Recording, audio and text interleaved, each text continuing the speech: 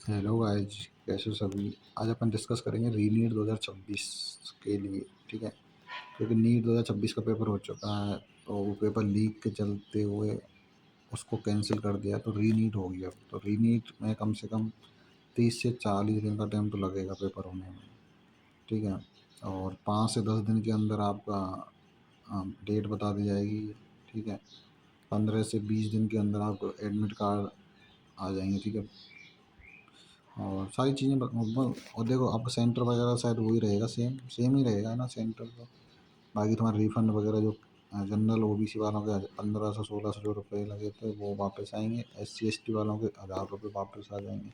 ई मित्र वाले या कैफ़े वाले, साइबर कैफ़े वाले होते हैं, जहाँ से भरवाया तुमने फॉर्म, साइबर कैफ़े भी बोलते हैं उसको, ई मित्र बोलते हैं हमारे राजस्थान में। तो ठीक है, तो ठीक है, तो उसी के खाते में आएंगे, या फिर कुछ बच्चे ऐसे होंगे खुद से ही फॉर्म भरा हो, खुद नहीं मतलब भरा हो फ़ोन से टैबलेट से, तो उस खुद नहीं भरा है तो खुद के फ़ोन से कटवाए होंगे, खुद के पापा जी के फ़ोन से, तो उस उनके खाते में आएंगे पैसे। ठीक है, ये चीज़ है, ये चीज़ ध्यान रखना है ना। जब आएंगे, जब मैं इन्फॉर्मेशन डाल लूँगा टेलीग्राम ग्रुप पे भी और यूट्यूब पे भी, तो अब डिस्कस करते हैं रीनीट की तैयारी कैसे करनी है।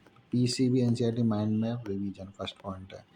तो यानी कि आप जो भी कोचिंग से पढ़ते हो वो सभी मतलब अपने NCERT माइंड मैप दे में ही है ना। तो वहाँ से एक ही चैप्टर डेली पढ़ो, फिजिक्स केमिस्ट्री वाया होगा, और बाकी मेरे टेलीग्राम चैनल में मैंने डाल रखे हैं, है ना। और डेली टारगेट दे रहा हूँ, आज डे 3 था, और वैसे कल डे 4 होगा, तो मैं डेली दूंगा, वो कोई दिक्कत नहीं, तो वहाँ से भी देख सकते हो आप। और सेकंड पॉइंट है physics and physical chemistry formula seat. ये क्यों लिखा है फिजिक्स और फिजिकल केमिस्ट्री फार्मूला सीट? इसका मेन रीज़न है कि जैसे अपना फिजिक्स का जो बेस है ना, वो न्यूमेरिकल पोर्शन है, और भाई 80% या 90% या 95% या 99% जो बच्चा मात खाते हैं ना, वो ये नॉन न्यूमेरिकल है ना, इनमें ही खाते हैं। जो ड्रॉप लगता है ना, 2 साल 3 साल, 2 साल 3 साल तो कॉमन है, इससे ज़्यादा भी जो ड्रॉप लगे ना भाई, वो यही रीज़न है फिजिक्स और फिजिकल केमिस्ट्री में जो न्यूमेरिकल पोर्शन है। तो न्यूमेरिकल आम है ज़्यादातर, जैसे 45 क्वेश्चन फिजिक्स में आएंगे, तो 45 में से कम से कम 42 43 क्वेश्चन तो न्यूमेरिकल आएंगे, 2 3 क्वेश्चन थ्योरी के आ जाएंगे ज़्यादा से ज़्यादा।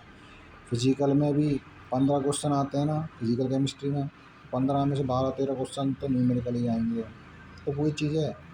तो भाई मैक्सिमम पार्ट 90 से 95% पार्ट तो अपना न्यूमेरिकल टाइप बन रहा है ना। तो वो बेस क्या है, न्यूमेरिकल का बेस क्या है? फार्मूला याद नहीं होगा तो कैसे होंगे भाई न्यूमेरिकल सॉल्व। तो इसलिए डेली फिजिक्स का एक चैप्टर के मतलब फार्मूला पढ़ना है, ऐसी केमिस्ट्री में फिजिकल, है ना। और पोर्शन में तो है नहीं ना फार्मूला वगैरह, न्यूमेरिकल नहीं है ना, तो बस फिजिक्स और फिजिकल में ही ना, तो बस सॉरी फिजिकल पोर्शन में ही ना इनऑर्गेनिक। इसके अलावा अगला पॉइंट है अपना bio and inorganic and organic chemistry NCERT revision. देखो, फिजिक्स और फिजिकल में बता दी तुमको बेस क्या है, अपना मेन बेस क्या है, फार्मूला सीट भाई। तो 10 बार क्या, बहुत बार बता चुका हूँ मैं। फार्मूला याद है तो तुम पे क्वेश्चन बनेंगे, नहीं तो कुछ भी नहीं है, सीधी बात है। इसी तरह बायो एंड इनऑर्गेनिक और ऑर्गेनिक का जो पोर्शन है, बायो में से 90 के 90 क्वेश्चन पूरे थ्योरी बेस हैं, क्योंकि उसमें कोई न्यूमेरिकल नहीं है। एक आध क्वेश्चन न्यूमेरिकल आ जाता है, जैसे वो जेनेटिक में, वो छोड़ यार एक आध क्वेश्चन की ध्यान नहीं दे रहा हम। 99% एफिशिएंसी वाली चीज़ों में ध्यान दे रहे, 1% से कोई मतलब नहीं है। ठीक है, इसी तरह इनऑर्गेनिक ऑर्गेनिक में वही थ्योरी बेस क्वेश्चन मतलब क्वेश्चन आते हैं। तो ये 90 क्वेश्चन तो ये, और 30 क्वेश्चन, 15 इनऑर्गेनिक 15 ऑर्गेनिक, यानी 30 क्वेश्चन है, 90 और 30 120 क्वेश्चन। हाँ ठीक है, 120 क्वेश्चन समझ रहे हो, 180 में तो 120 क्वेश्चन तुम्हारे NCERT प्रॉपर NCERT की लाइनों से आएंगे, NCERT के डायग्राम से आएंगे, NCERT टेबल से आएंगे, NCERT की लाइनों से टेबल डायग्राम। ठीक है, और ग्राफ जो दे रखे हैं NCERT में, NCERT की कुछ ना छोड़ना भाई, चाहे एक बार रिवीजन करो, 2 बार करो, 3 बार करो, 10 बार करो, कोई दिक्कत नहीं, पर NCERT ही पढ़नी है। इसके अलावा आप नीट के पेपर 2021 से 26 तक के लगा सकते हो, 3 से 5 बार, कम से कम 3 बार तो लगाओ, 5 बार छोड़ो, 3 बार लगाओ। पेपर किस तरीके से लगाने, पहली बार पेपर दोगे 2021 का दोगे, ठीक है, तो उसमें आपको जितने क्वेश्चन बनते हैं 70 80 90 100 110 120 जो भी है वगैरह, इतने बने, 110 करे मान के चलो, और आपके 10 क्वेश्चन गलत हैं, 100 क्वेश्चन सही हैं, तो 10 क्वेश्चन के अलग से कॉपी बनानी है, अलग से छोटी सी कॉपी बनानी है, तो उसमें 10 क्वेश्चन लिखने, ये गलत क्वेश्चन है, बाकी बच्चे 110 में से मतलब 180 में से 110 घटाएंगे तो 100 मतलब 70 क्वेश्चन बचे, 70 क्वेश्चन ऐसे जो आपको बिल्कुल नहीं आते, तो उनके सॉल्यूशन लिख लेने हैं, ठीक है, सॉल्यूशन लिख लेना है, ठीक है। हाँ ये है। अब ऐसे ही 2022 का जब पेपर लगाओगे तो ऐसे ऐसे ही करना, सेम 23 24 25 26 में सेम करना, परंतु जब एक बार तो ऐसे पेपर लगाना, आपको दूसरी बार पेपर लगाने जाओगे तो जो फेल है आपकी गलती, जैसे 21 का पेपर है तो 21 का पेपर लगाने से पहले देख लेना मैंने कहाँ गलती करी है, मतलब कौन कौन से क्वेश्चन गलत हुए, कौन से क्वेश्चन छोड़े हैं, तो वो आपके अलग से कॉपी में लिख रहे होंगे ऑलरेडी, तो पढ़ के जाना है। तीसरी बार पेपर लगाओगे वैसे ही सेम ही प्रोसेस ये करनी है कि 21 22 23 24 25 26 जो भी पेपर लगाओ उससे पहले एक बार देख के जाना, ठीक है, कि कहाँ मतलब कौन सा क्वेश्चन गलत हुआ मेरा, कौन सा मतलब छूटा, जो कॉपी में ऑलरेडी लिखा हुआ जो तुमने फर्स्ट टाइम लगाया था ना वही सेम लिखना, उसके बाद मत लिखना कॉपी में कुछ भी।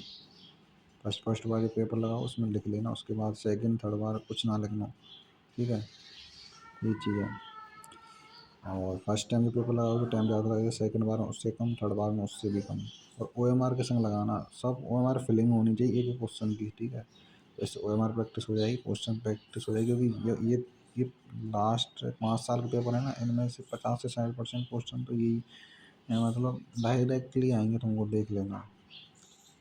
बाकी तुमको मुझे ऊपर बताया ना सब कुछ, वो तो पूरा बेस है पूरा 720 का, परंतु ये क्वेश्चन प्रैक्टिस है ना वो यही करना, बाकी तुम अदर क्वेश्चन लगाना चाहते हो तो न्यूलाइट कोचिंग सबसे बेस्ट है भाई। देखो मैं किसी कोचिंग की बड़ाई बुराई नहीं करता, सब बेस्ट है अपनी जगह, पर मैं देखो मेरे टाइम पे मैं खुद अपना मतलब न्यूलाइट का लगाता था तो मेरे को न्यूलाइट के अच्छे लगे, और मैं किसी कोचिंग प्रमोशन नहीं कर रहा भाई, ना मेरे को कोई पैसा दे रहा भाई, ठीक है, ना मेरे को चाहिए, ठीक है, मैं फ्री में मदद करता था, हूँ और रहूँगा, ठीक है, यही चीज़ है मेरी जीवन की। और डॉक्टर जब मेरे पोस्टिंग वगैरह होगी, क्लिनिक वगैरह में देखूँगा, तो वहाँ पे भी यही चीज़ रहेगी, पैसे से ज़्यादा पेशेंट की प्रायोरिटी दूँगा, ठीक है। अगला पॉइंट है PCB में वीक चैप्टर के लिए अलग से टाइम, मतलब हाँ ये है कि जैसे फिजिक्स केमिस्ट्री बायो में अलग ऐसे चैप्टर छाँट लो, जैसे फिजिक्स में 5 चैप्टर वीक है, केमिस्ट्री में 2 चैप्टर वीक है, बायोलॉजी में 5 चैप्टर वीक है, जो भी एक्स वाई है उनके अलग से प्रॉपर टाइम निकाल लो। इसके अलावा तुम 1 to 3 टाइम PCB रिवीजन कर लो, दो रीनी तब तक, बाकी इनके स्टार 1 to 3 ट्रिक्स से मल्टीपल बार रिवीजन कर सकते हो। हाँ 1 से 3 बार रिवीजन कर सकते हो, कम से कम एक बार, मैक्स टू मैक्स 3 बार कर लो बहुत है।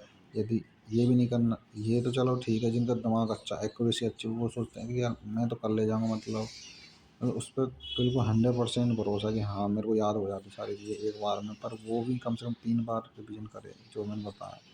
इसके अलावा एनकेस्टा 1 to 3 तक ये है कि जैसे आज रिवीजन किया तो वो तो पढ़ना है, दूसरे दिन तुम रिवीजन करोगे तो पहले दिन का पढ़ना, तीसरे दिन में पहले दूसरे दिन का, ऐसे चौथे दिन में पहले 3 दिनों का, पाँचवें दिन में पहले 4 दिनों का, छठे दिन में पहले 5 दिनों का, इस तरीके से रिवीजन करना, ठीक है। ऐसे जब केमिस्ट्री में 20वें दिन पे हो गए पीछे 19 दिनों का आपका रिवीजन हो जाएगा, यानी टोटल 20 ही चैप्टर हैं, तो 20 दिन में आप पीछे का 19 बार रिवीजन कर लोगे, ठीक है, तो वो चीज़ इम्पोर्टेंट है। इस टाइम पे कम टाइम में मल्टीपल बार रिवीजन की मैंने ट्रिक भी बता दी, क्या पढ़ना है क्या छोड़ना, छोड़ने का देखो ये चीज़ है कि कोई मॉड्यूल वगैरह मत लगाओ, कोई कोचिंग के टेस्ट पेपर मत लगाओ, कोई अलग से नए क्वेश्चन मत लगाओ, ठीक है, क्वेश्चन लगाने PY के वाले लगाने बस 21 से 26 तक के बस, ठीक है भाई। यही कहूँगा मेरा एक्सपीरियंस में जो मेरे को बताता है, जो मैं बताता हूँ मेरे बैच में जो बच्चों को, बस वही चीज़ मैं आप लोगों को बता रहा हूँ। यूट्यूब पर सभी कोचिंग के बच्चे रहते हैं, सभी तरह के होते हैं, तो सबके लिए सारी चीज़ें बता रहा हूँ। यही चीज़ भाई सेम मैं अपने बैच में बताता हूँ, ठीक है। ऑल दी बेस्ट भाई, इसको इतना फॉलो कर लो यार। नीट नीट का पेपर घुटने नहीं टेक देना तुम्हारे सामने तो फिर मेरे से बोल देना कि भाई, अरे हर साल यार देखो अच्छे नंबर आते हैं मेरे बैच से, कोई दिक्कत नहीं है ये। और भाई मैं खुद सेलेक्टेड हूँ तो यार मेरे को पता है ना क्या करना क्या नहीं, ऐसा तो नहीं वैसे कोई ज्ञान देने आ गया हूँ।